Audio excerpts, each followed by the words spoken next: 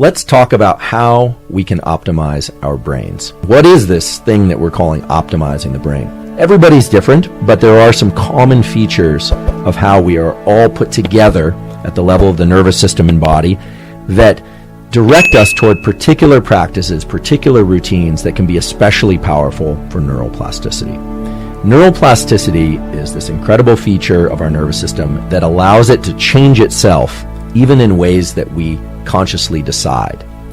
Now, that's an incredible property.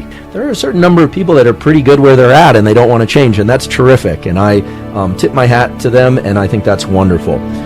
If ever they decide that they want to leverage these plasticity mechanisms, they can at any stage throughout the lifespan. The goal is to figure out how to access plasticity and then to direct that plasticity toward particular goals or changes that you would like to achieve. The trigger for plasticity and learning occurs during high focus, high alertness states. We have this system of neurons in our brain and body that's just incredible that wake us up and make us alert. And when we're not accessing that system well, we cannot access plasticity. We cannot optimize our brain. Your sleep and your wakefulness are the product of kind of the average of a number of different behaviors. That the period that we call sleep and the period we call wakefulness are tethered to one another. What we do in the waking state determines when we fall asleep, how quickly we fall asleep, whether or not we stay asleep, and how we feel when we wake up the next day. There are a few other things that turn out to be strong parameters for success in this domain. Positive anticipation about the next day events actually is a powerful metric for creating quality sleep, even if the sleep is very reduced. But in sleep, we are only in relation to things that are happening within our brain and body. Outside sensory experience, in most cases, can't really impact us.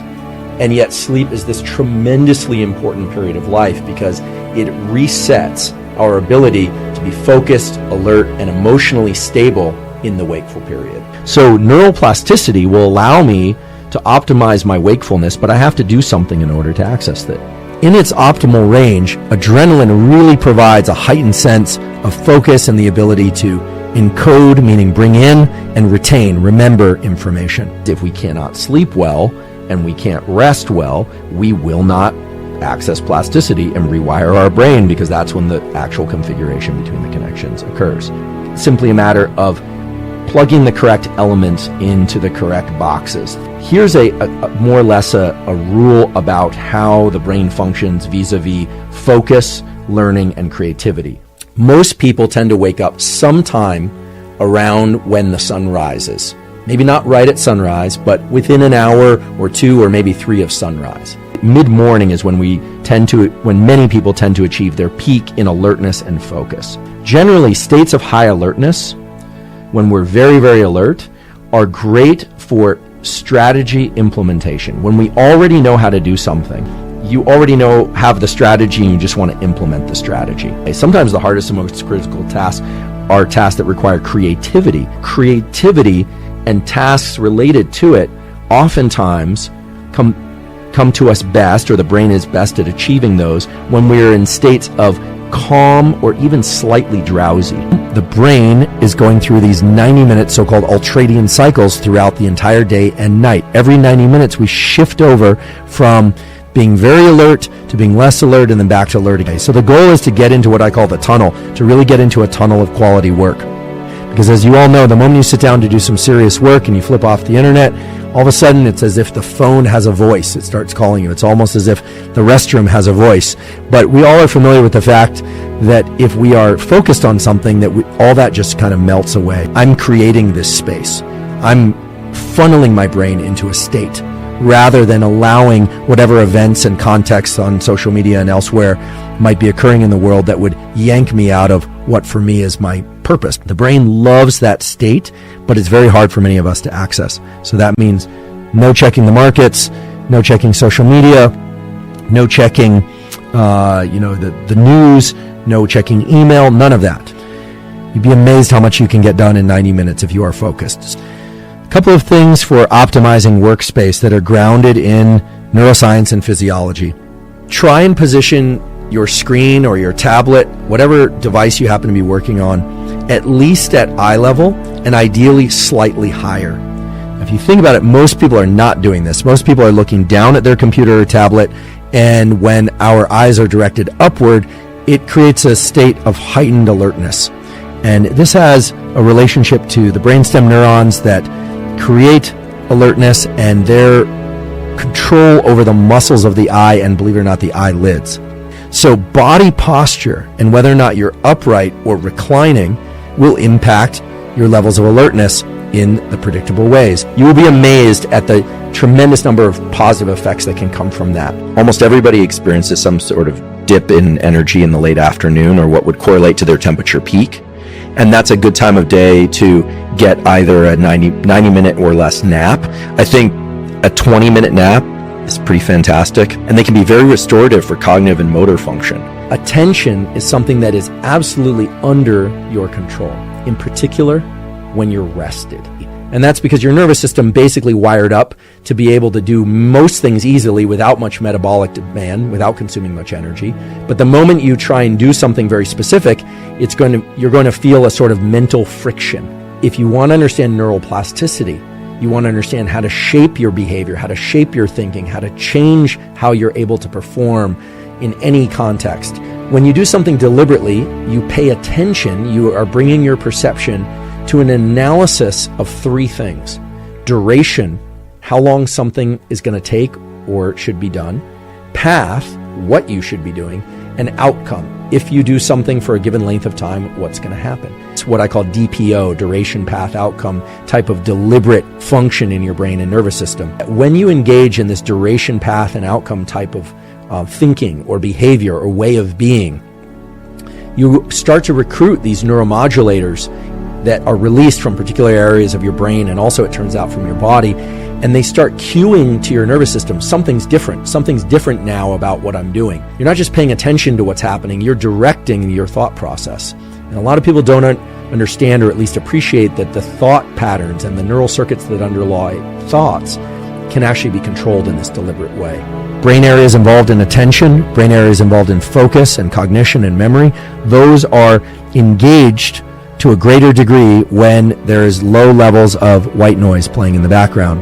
It turns out that white noise, which is essentially all frequencies of sound, mixed up kind of randomly, there's no structure to it, turned on at a low volume, not with headphones most of the time, puts the brain into a state that's optimal for learning and workflow. Some people can tolerate their own noise within their head much better than others. Other people find that having some background noise helps cancel that out. When you are very alert, the best situation for learning is going to be silence. It's going to be complete quiet. Eliminating background noise and really just trying to get silence is going to be best for learning and for implementation of things we already know how to do, for any kind of focused linear task. So as a rule of thumb, if you're feeling too keyed up, then silence and quiet is going to be helpful. Some people are just naturally more calm.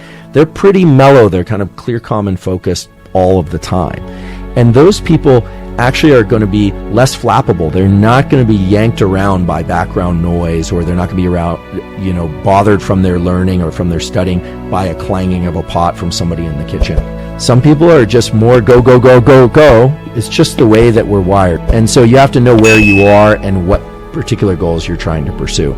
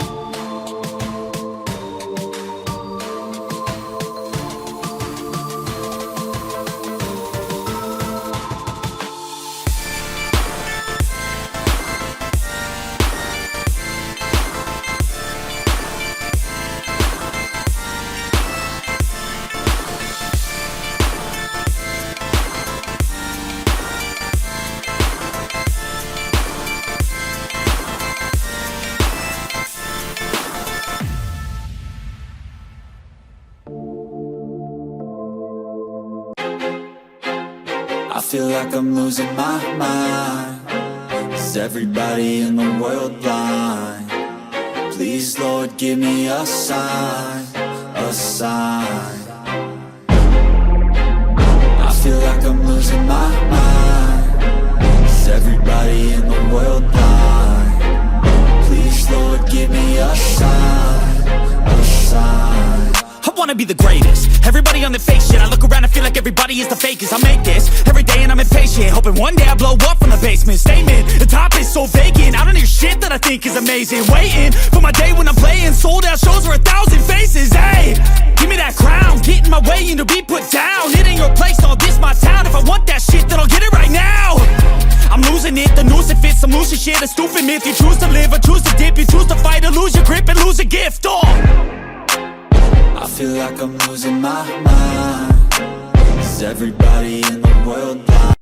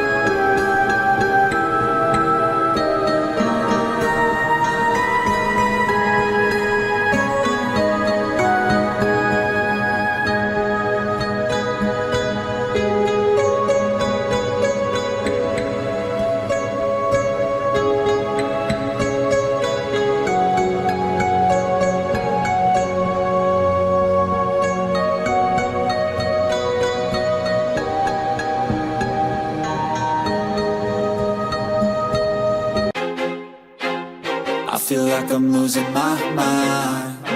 Is everybody in the world blind? Please, Lord, give me a sign, a sign. I feel like I'm losing my mind. Is everybody in the world blind?